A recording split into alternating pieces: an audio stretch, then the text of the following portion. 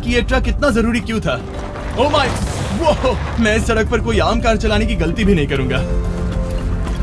Finally हम पहुंच गए और हमारी ये यात्रा केविन से मिलने के लिए हमें यहाँ ले आई। ओला, जो 24 साल पहले एक दुर्घटना में गंभीर रूप से जल गया था और उसके दोनों पैर भी नहीं बच सके। तुम एक ज्वालामुखी के किनारे रह रहे हो, यहाँ घूमते फिरते कैसे हो इतने उबड़ खाबड़ रास्तों में? हाँ, एक्चुअली ऐसा है कि ये बहुत मुश्किल है, तो किसी को इसे व्हील चेयर पर धक्का देने के लिए साथ रहना पड़ता है। मगर अब से उसकी जरूरत नहीं। Thank you. तुम अपना पहला कदम उठाने वाले हो।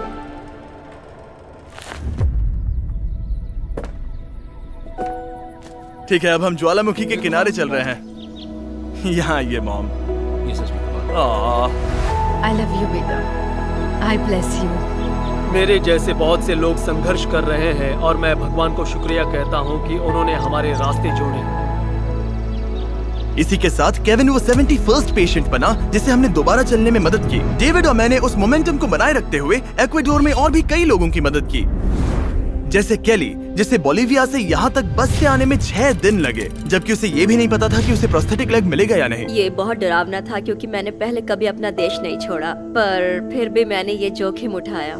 यही वो कारण है कि हम यहाँ ये वीडियो बना रहे हैं। ठीक है, तुम्हें अपने पैरों पर चले 2 साल हो गए हैं। ये एक बहुत बड़ा पल है। तुम अपना पहला कदम उठाना चाहोगी? मैं खुश हूँ।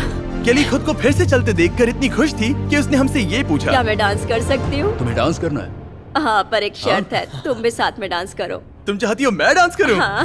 अरे बाप रे, पता नहीं मैं क्या कर रहा हूँ। आप मानोगे नहीं कि ये 2 साल बाद आज पहली बार चल रही है और ये अभी से डांस भी कर रही है। वाह, मुझे बहुत मजा आ रहा है। और और भले ही मुझे डांस करना बिल्कुल नहीं आता, इस परिवार को अपने अतीत के इतने इम्पोर्टेंट हिस्से के साथ फिर से मिलते देखना मेरे लिए बहुत मायने रखता है। Thank you so much. Thank और यू। जहाँ एडवार्डो की बात है, नया पैर पाकर उसका जो रिएक्शन था उससे मेरा दिल पिघल गया। इसने उसे किस किया, कितना प्यारा है। ये कई महीनों से नहीं चल पाया है, जो कि शर्म की बात है क्योंकि ये सिर्फ 5 साल का है। ये एक बड़ा पल है।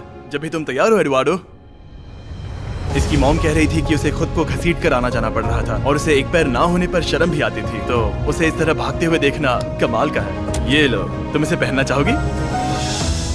अपनी बेटी को दोबारा चलते देखना कैसा लग रहा है? बहुत बहुत अच्छा लग रहा है, मैं बता भी नहीं सकता। मतलब जरा देखिए इसे चले 1 साल से ज्यादा हो गया है। ये सच में मेरा फेवरेट वीडियो है, मजा आ गया। ओला, क्या हाल है? Oh my God. हाय। हाय, कैसे हो? मैं ठीक हूँ। फेरे से मिलना वगैरह तो ठीक है, लेकिन हम यहाँ तुम्हें तुम्हारा ब्रांड न्यू प्रोस्थेटिक लेग देने आए हैं। अब ये तुम्हारा है 100% फ्री। बहुत बहुत शुक्रिया, मैं बहुत खुश हूँ, इसके लिए थैंक यू। फिर से चलकर कैसा लग रहा है? जैसे सारी खुशियाँ लौट आई। एक्वाडोर में जिन 50 एम्पुटीज की हमने मदद की, उनकी हिम्मत को और मजबूत बनाने के लिए डेविड ने हमारे साथ अपने फेवरेट रिचुअल्स में से एक शेयर की। हम उन्हें उस पहाड़ पर हाइकिंग के लिए ले जाएंगे। और अब हम इनके नए प्रोस्थेटिक पैरों को आजमाने के लिए इस पहाड़ पर चढ़ने जा रहे हैं। ये इस पहाड़ पर चढ़ सके तो रोजमर्रा की जिंदगी जीना आसान होगा। मैं इस टास्क की अहमियत समझ सकता हूँ। आइए यात्रा शुरू करते हैं। ठीक है, ये तो काफी मुश्किल है। ये पहले चल नहीं सकते थे और अब इस पहाड़ पर हाइकिंग कर रहे हैं। वाकई कमाल की बात है। तुम्हें सच में इन पेशेंट्स को चुनौती देना पसंद है? अगर तुम डिसेबिलिटी के साथ एक नई ऊंचाई, एक नए शिखर तक पहुंच सकते हो, तो तुम्हें लगेगा कि तुम कुछ भी कर सकते हो। और मैंने भी ठीक यही देखा। इन लोगों ने जितनी परसिस्टेंस और एम्बिशन आज यहाँ दिखाई है, उतनी मैंने आज तक पहले कभी किसी में नहीं देखी थी। इस ट्रिप का उद्देश्य यही है, इनमें से कोई हार नहीं मान रहा। सच कहूँ तो मुझे पहले ये समझ नहीं आ रहा था कि हम इस पर्वत पर क्यों चढ़ रहे हैं, लेकिन अब मैं समझ गया। इसका उद्देश्य उन्हें ये दिखाना है कि अगर वो इस पर्वत पर चढ़ सकते हैं, तो वो अपने नए प्रोस्थेटिक के साथ किसी भी चुनौती का सामना कर सकते हैं। हम ऊपर पहुँच गए। शाबाश। अगर तुम इस पहाड़ पर चढ़ सकते हो तो कुछ भी कर सकते हो। मुझे तुम पर गर्व है, तुम सब पर गर्व है। और अब हमारा इनाम है ये खूबसूरत नजारा। अब हम जा रहे हैं केन्या की ओर, जहां हम ऐसे कई बच्चों से मिले जिनके पैर तो अभी भी हैं, लेकिन उसका इस्तेमाल करने के लिए उन्हें महंगी सर्जरीज की जरूरत थी, जिसका खर्च हमने उठाया। जरा देखो तो, सर्जरी से पहले इनमें से कुछ बच्चे पूरी जिंदगी चल नहीं पाए थे, और अब देखिए ना। जब मैंने चलने की कोशिश की तो मुझे पता ही नहीं चला कि मैं कैसे गिर गया। स्कूल में मेरे साथ पढ़ने वाले मेरा मजाक उड़ा रहे थे, इसीलिए कभी कभी मैं स्कूल नहीं जा पाता था। तुम्हें अपने पहले कदम उठाते समय कैसा महसूस हुआ? मैं दूसरे लोगों की तरह चल सकता हूँ, इस एहसास से मैं बहुत खुश हूँ। और इन जिंदगी बदल देने वाली सर्जरीज के साथ हमने बच्चों के एंजॉयमेंट के लिए इस क्लिनिक में एक नया प्ले रूम भी बनवाया। आओ आकर अपना नया प्ले रूम देखो।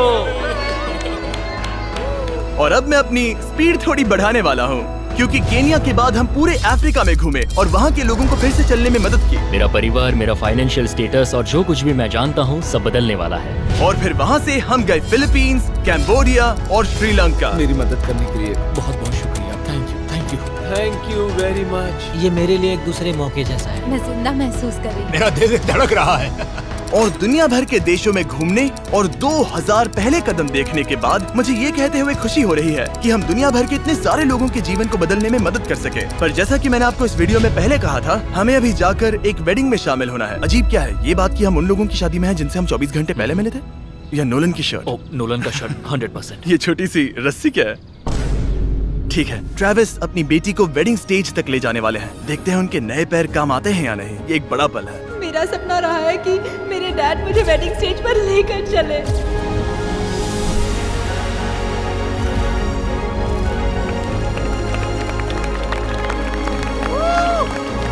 मुझे रोना आ जाएगा। क्या बात है। अब से ये दोनों पति पत्नी हैं, मिस्टर एंड मिसेस एंडरसन।